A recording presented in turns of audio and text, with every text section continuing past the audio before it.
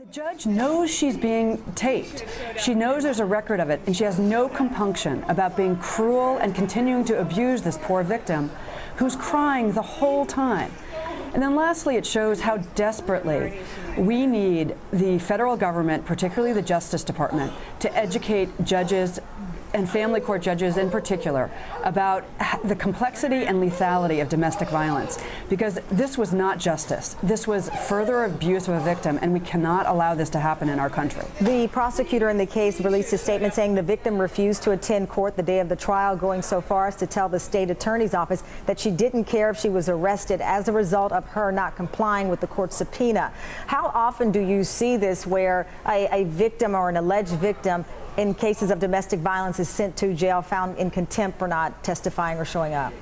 Well, it's rare that somebody is sent to jail, and I think the judge had a lot of options here. She could have given the victim a second chance, showed some compassion and support for this poor woman. But it's a very real problem that we in the domestic violence community must address, that victims often recant, and they do not want to prosecute their abusers.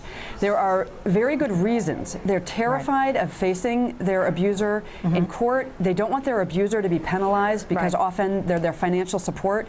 So it's complicated, and we need to give victims the support they need so that they can go to court. Leslie, thank you so much for joining us and your insight in the story that so many people are talking about as we look at domestic violence awareness.